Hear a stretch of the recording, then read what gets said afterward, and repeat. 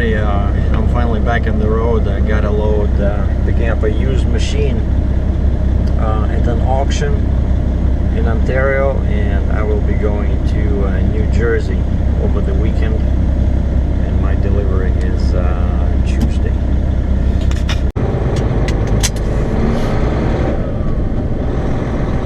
Well, I'm leaving my parking area.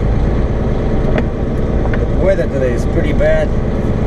See my cars on the left, the red Mazda over there. Now they want me to park it, basically use one spot. So when I leave, when I go on the road, I put the car in the same spot where the truck was. And it took me a while to dig out the truck and the trailer. There was ice. It's not snow because it's about +1 Celsius, or 33, 34 F, and it snowed yesterday, just a little bit, but it started hardening, you know, like melting and turning into ice at the same time. I was fighting my car in the morning, and then I came here, and I had to do the same thing with the truck. Yeah, not the best weather to be driving today. And actually, there's not that many vehicles on the road.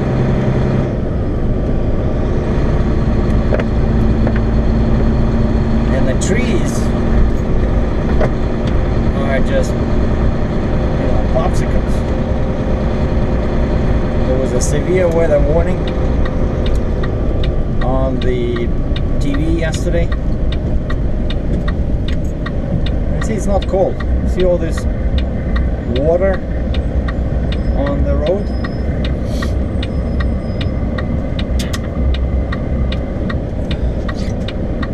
So I need to drive 1 hour to a town just north of Toronto to the auction site, and I'm picking up a pretty big machine. It's one of those road construction machines that can, you know, drill and basically pulverize the asphalt. It's one of those with 4 sets of tracks. It weighs about 75 or 72,000 pounds. But it's not too wide, it's only 9 feet wide, I think like 9.5 feet tall. So it should be relatively easy as long as I can load it, because I'm a bit concerned about the length. Because when I checked the length of the tracks, like the distance from the beginning of one track to the end of the other, it was 28 feet. My deck is 26, and I still need space to be able to hook to the trailer. I see there's a snow plow in the front. I saw lots of them this morning spraying the roads. It should be okay now, because time now is 11:26 a.m. Eastern time. Oh, look at this guy on the left. There's a guy pulling a John Deere 600C. Now that's a massive load. The guy has a 4-axle trailer, a 2-axle Jeep, and a 4-axle truck, but his lift axle is up.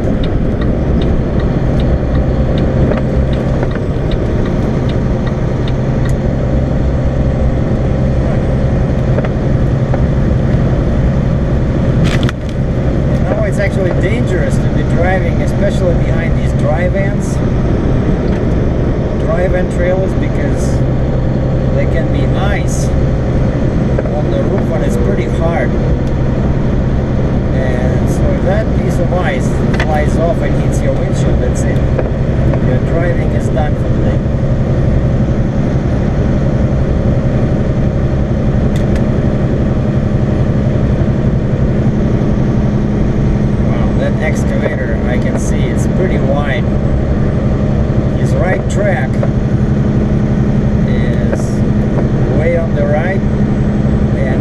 left track is just shy of the dividing line between the lanes.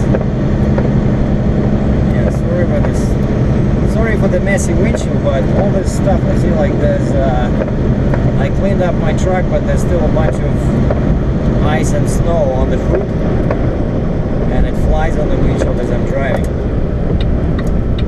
And actually, that's a smart move. I'm gonna get coffee too, because I don't know what kind of roads are up ahead.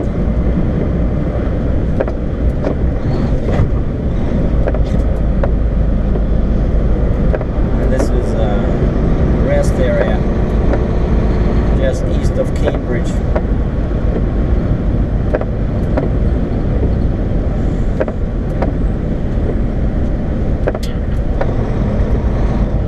It's always very busy. Oh, this guy says, I don't need any truck parking because only cars are allowed to go left. But he's pretty wide. Alright, I hope I can find parking in here somewhere, because over here people park all over the place, and sometimes it's even difficult to get out of here.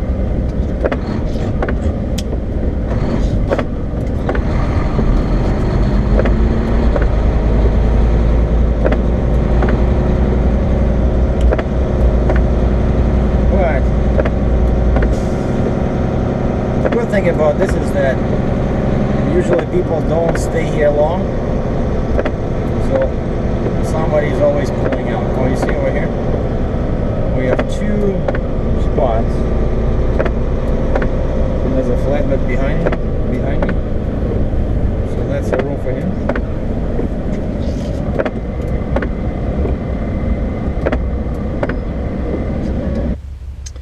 Well, I made it to the auction, but they were not too happy to see me here. Oh, your buyer owes $6,276. I said, well, let me call dispatch. I called dispatch and they say just double check with them that they realize that the thing I'm picking up, so I'm in Canada now, right? So do they realize that this thing goes out of the country? So usually taxes are paid based on where the stuff is going, you know, like your address. This, you know, when you buy something on Amazon or something like that, that's how they calculate taxes, right? So I went back inside and talked to them, and they said, no, we know. And they think the buyer kind of like made a mistake because of the constantly changing you know, exchange rate between Canadian dollars and US dollars. And my machine is somewhere over there behind those gates. I see a bunch of trucks over there. I see Freightliners, Peterbilts, Volvos, a whole bunch of trucks. But you go inside here, basically you register, they give you a piece of paper you have to fill out, and then you go through that gate over there. There's a little temporary building in the distance, and you check in there. You give them this kind of like your pickup slip that you get in this office, and then those guys are basically kind of like in charge of the yard. And I already know the lot number, so all lots are numbered, you know, so it's easy to find it. So I've been here like 2 times before, I think. But unfortunately, you know, they cannot release the machine unless it's paid for. And I said, did you? Oh yeah, we received the money from the buyer, but it wasn't enough. I said, did you let them know? Like, does the buyer know even that this is going on? And they said, yeah, somebody called yesterday. We told them there's still money owing. So, okay. So I just did 50 miles on this extremely bad weather. And it'd be a pity if I have to drive back and then come back Monday, because today's Thursday, and it's a big holiday here in Canada tomorrow, Easter, right? Everything is closed tomorrow. I'll probably have to pack on food today. I know in the States, I was told it's not such a big deal. Like you can even drive, you know, Friday and till noon on Saturday. So my plan was to get loaded today, and if I'm lucky and they get the permits before 5 p.m., then at least I can cross the border, you know, and start trucking in New York. But because of this holiday, see now, well, there's a time difference, right? The buyer is from Thailand, and they're buying stuff in Canada. And of course my job is to take it to a port in the States. And I know people always ask, right, why do they always take it across the border? Like, honestly, I have no idea. Like, we have ports here, right? We have, but we don't have a seaport. But there's a huge port, where? In Montreal. It's a big port, but it's kind of like, you know, we have to go northeast. I don't think it actually, you save any money on shipping stuff from Montreal, and plus Quebec is usually, you know, it's more, everything is more expensive than in Ontario over there. So I'm pretty sure that shipping charges are higher too, and plus you have to go in the wrong direction, you know. So I think that's why most of the stuff we always take it to either New Jersey or Maryland, you know. And so now I don't know what I'm doing. I've been waiting half an hour. I talked to dispatch. I say, okay, I'm waiting for your instructions, right? Tell me what to do. So far I'm here. Okay. So probably now I'll go and play with my computer. I don't have any coffee left. And what else? What else was happening? Well, nothing. I've been trying to find loads. You know, I was trying to help out dispatch myself, and I'm sitting there at Starbucks doing nothing. So I figured might as well check the Landstar, you know, public board.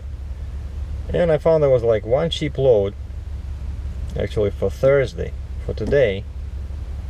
But it was only like 270 miles from Ontario to Pennsylvania. But then on Friday there was a load in Pennsylvania, just basically 4 hours away from where I would drop this, going to Quebec, you know.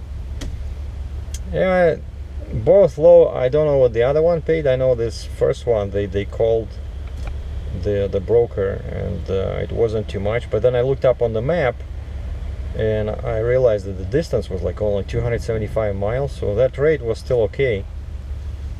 But then they gave me this one. This one pays pretty good, just like a regular, you know, like a heavy haul, because it's 75,000 pounds and it's, you know, oversized and everything, and I have to load it myself.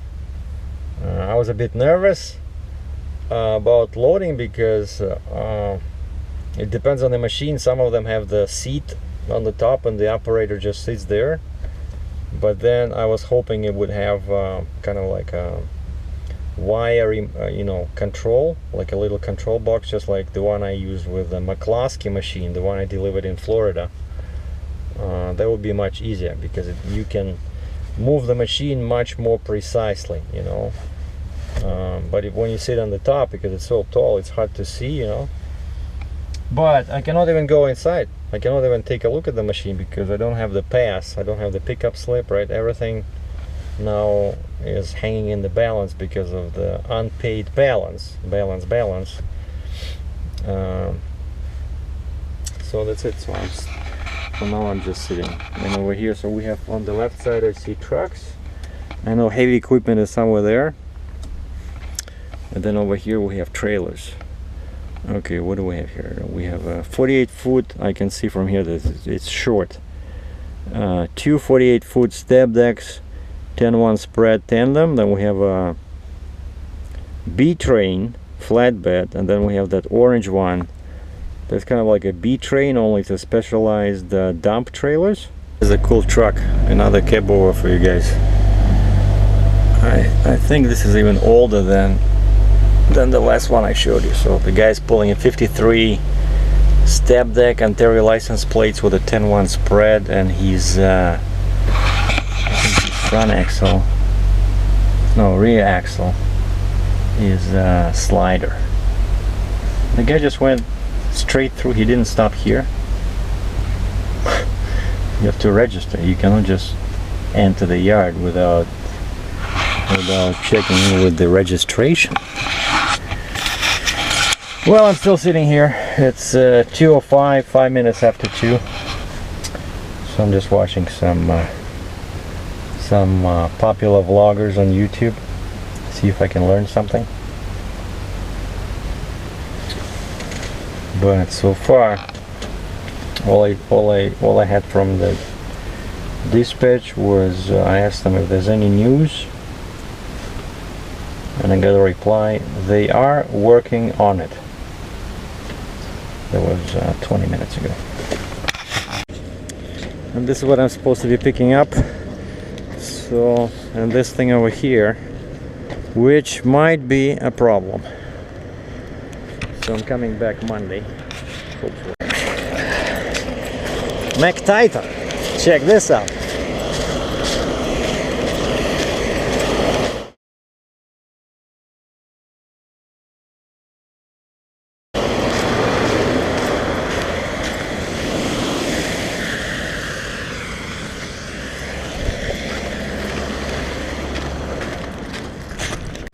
Okay, so I just got off the phone with my boss, and I told him this, that the boom is 28 feet long.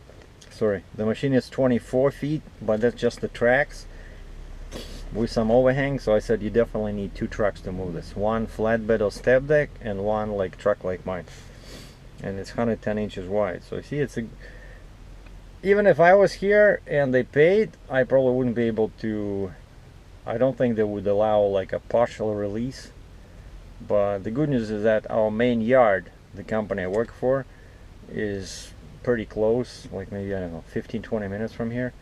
So they could have probably sent another truck to pick it up pretty fast. Now, one thing about this place is look at how these people park, right?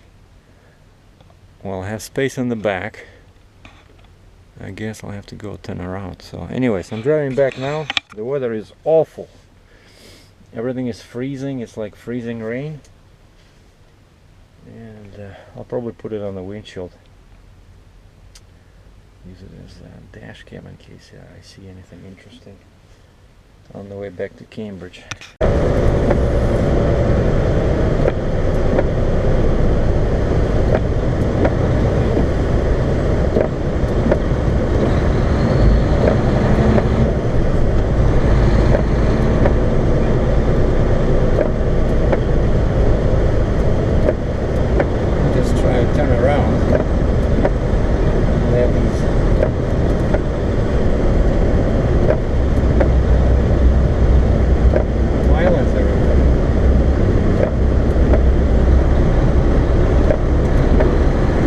Wanted me to go in the first break over there. I would never have made it like this.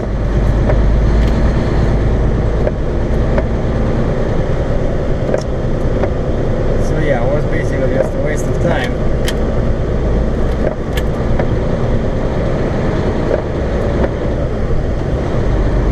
And the machine is right there, but I cannot take it.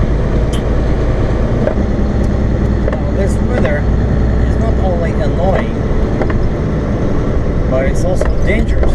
Like, it's raining like crazy, and according to my thermometer inside the truck, it's only 0 Celsius, or 32. Right, Highway 427 southbound. 32 Fahrenheit. So when you have this combination of water coming from the sky and this low temperature, bad things tend to happen. Okay, I'm taking 427 south towards 401 on the way back home.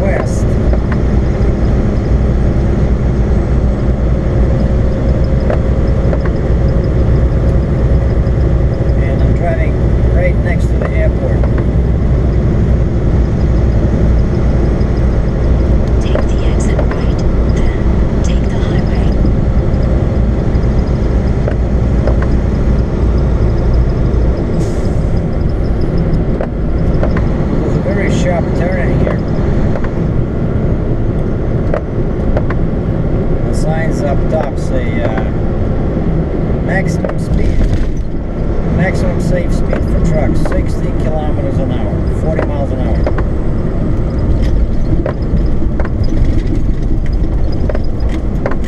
I guess they had their share of accidents over here.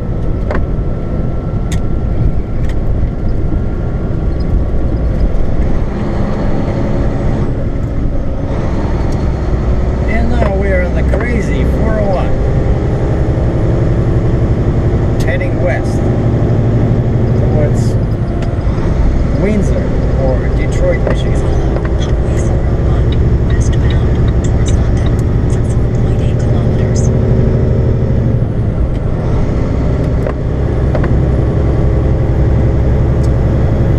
Now 42 miles or 65 kilometers to Cambridge from here, to my home base, to my beloved red Mazda.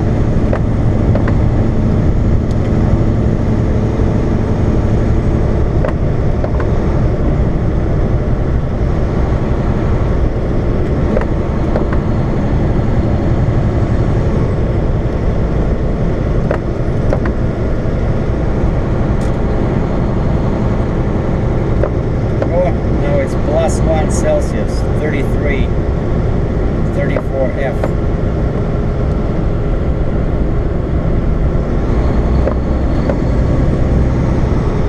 I'm expecting a pile-up any minute, so that's why I'm keeping my distance, especially over here. So I'm in collectors, that's express on the left, so over here there's always After 3 kilometers, some friction. keep left, Highway 401, westbound towards London.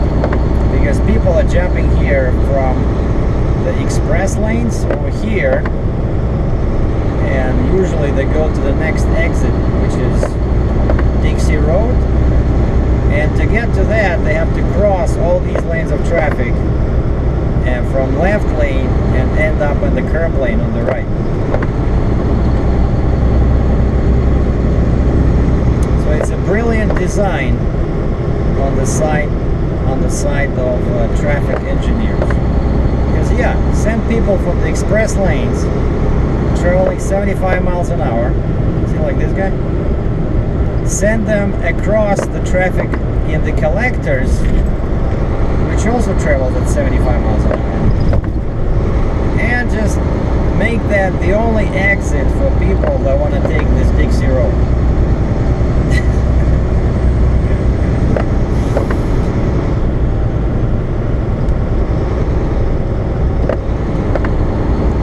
So you cannot make stuff like that without a university degree. See, like this guy in the Honda, he's trying to change lanes. Nobody's letting him in, except me. I don't care. I have nowhere to rush. Kilometer, keep left, Highway 401, westbound towards London.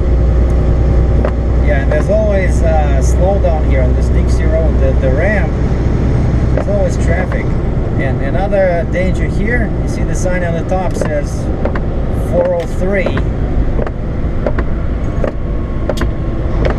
And now all these guys have to be in the right 2 lanes, no, 3 lanes, to get to another freeway, 403.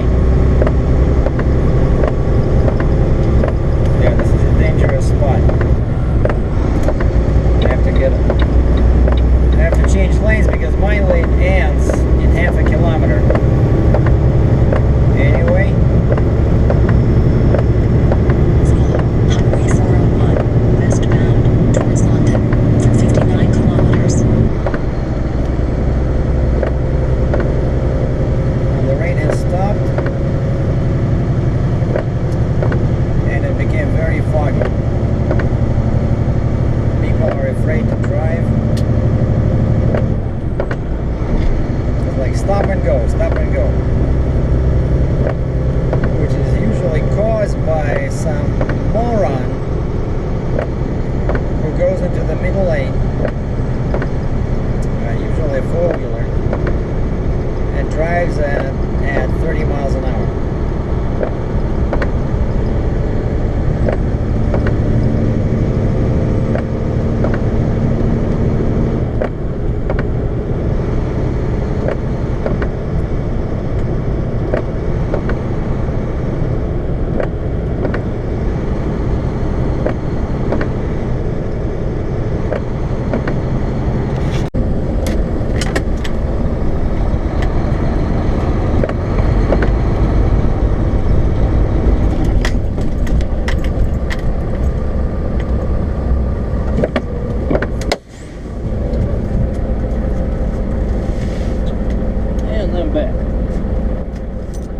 this guy in the front, this Volvo, that would be very difficult to, unless it melts. Like this guy, I guaranteed he has like 300 pounds of ice on his hood.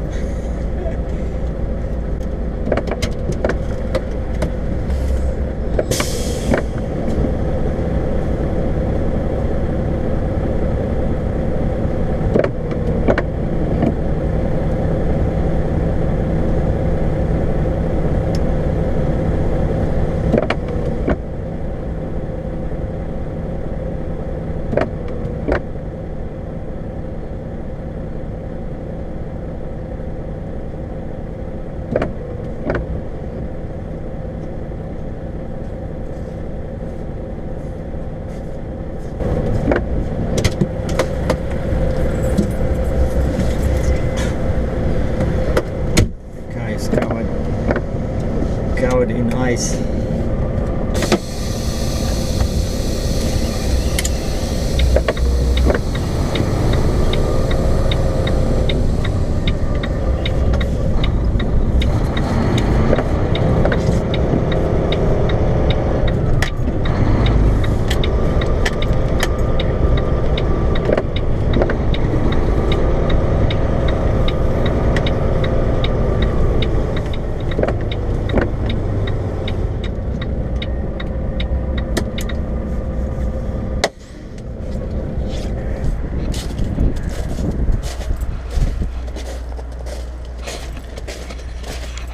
I bet there'll be lots of broken trees today. Look at this.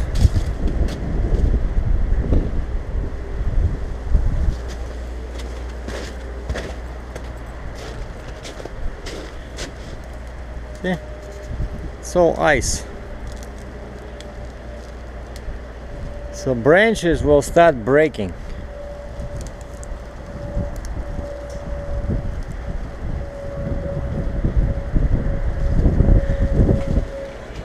I should probably take a picture for my Instagram,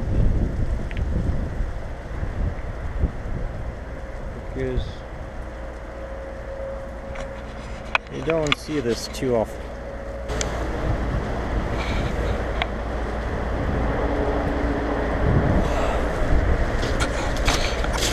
And the entire trailer was covered in ice.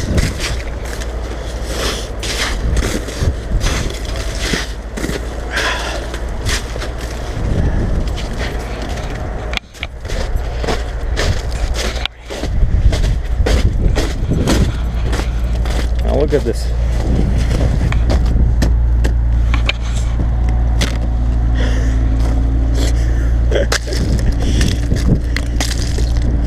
So when I say it's bad weather, I'm not joking.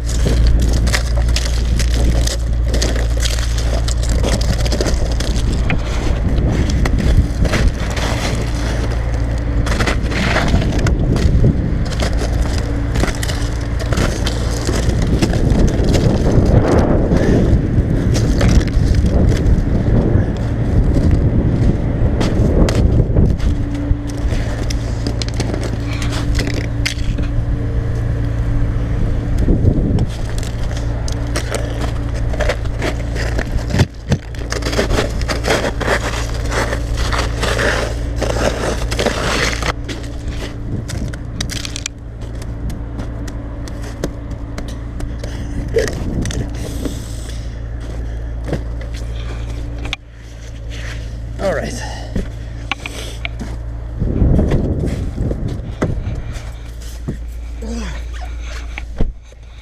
My favorite feature of this Mazda. I didn't realize that I'll be enjoying it so much, you know. It's really, really good. Oh boy. Okay, so I worked very hard today. Wow, look at this very beautiful picture. That tree, you know, you don't see it every day. Oh, and already some bearded trucker left me a like. Yeah, this was my yesterday's picture when the car was just covered in snow, and I have like these eyebrows, like, and I'm saying winter basically is cancelled. I mean, summer is cancelled. No more, no more. Yeah, but this looks really cool. This nice trees. All right, so now I love this feature of Google Maps. We can see the hours of operation of a particular restaurant, and I feel like Indian today. And there's 2 restaurants in Cambridge, like decent, but they have this crazy break in the middle of the day, and I always confuse them. Do they reopen at 4 or 4:30? Open today 4. There's one right next to me, and it's open at 4, from 4 to 9. All right, let's go to that one. So it's already open because it's 4:28. So thanks for watching. I'm gonna end the vlog here. Nothing else to report. I have no idea what I'm gonna be doing for the next 3 days.